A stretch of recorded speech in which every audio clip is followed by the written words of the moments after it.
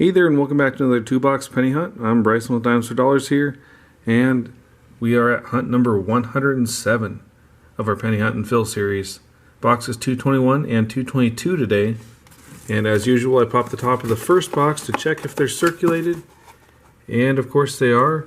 No enders to speak of on this side, but I'll go ahead and flip it over and we will get started with the hunt. I'll bring you back on the first find. Alright, well we're back and we actually have a wheat cent ender. Right here at the end of the row, we have our first wheat cent of the hunt. Now unfortunately we won't know the date till we get to it because it is reverse showing, but that is a really good sign. We know we'll at least get one. Let's go ahead and get started on the very first roll.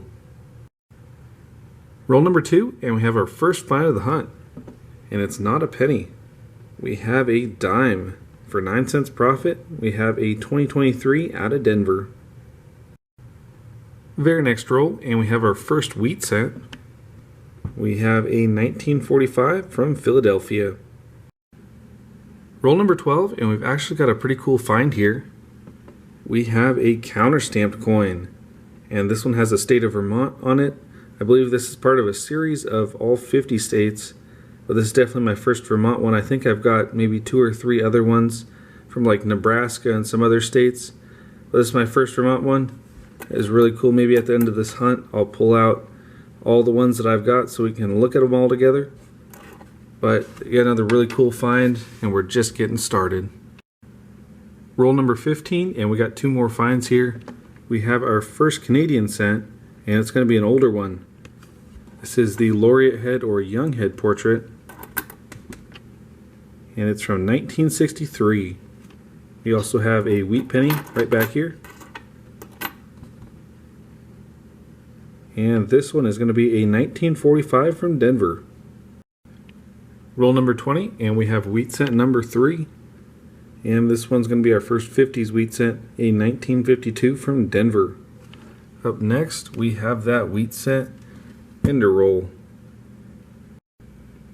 Alright, we're back now with that wheat cent ender roll. We've got it all laid out here.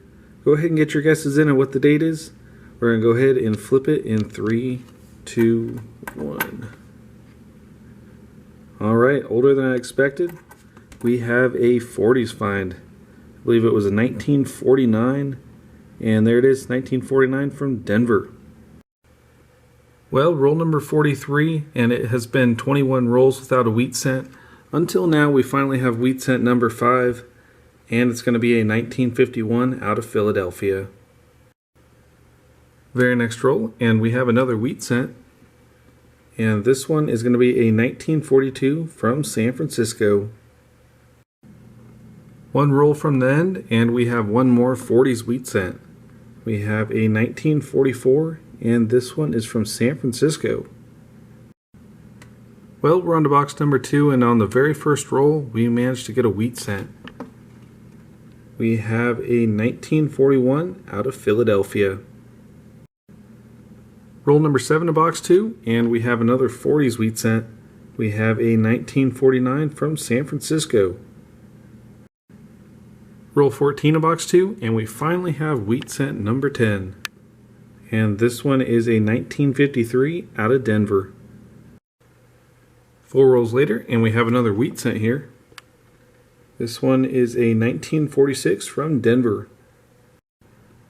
Roll number 20, and we have another 40s wheat cent. This one's going to be a 1942 San Francisco. Roll 27, and we have a 50s wheat cent this time. We have a 1956 from Denver. Roll number 41, and we have wheat cent number 14 of the hunt, and this one is a 1957 from Denver. Just a few rolls later, and we have wheat cent number 15, and this one's a 1944 from Philadelphia. 2 rolls later, and we got another wheat cent, and this one's in really nice shape. We have a 1946 from San Francisco with quite a bit of mint luster on it, and still some pretty nice details. Let's go ahead and take a look at the reverse. Alright, that reverse is really nice too. That is a really nice wheat cent. I'll have to check it against the album at the end of the hunt. We'll go ahead and add it up to the board for now. And we got 3 rolls left to go. Alright, well that's going to do it for today's hunt, so let's go ahead and take a look at what we found. Start off with the estimates. We got 46 this time. We got a whole bunch of Canadian cents, 14 in total, with one being a young head from 1963. We also found that dime. We also had 4 shiny copper cents, and a couple of these are really nice, like this 1961 Denver here and the 1960 Philadelphia.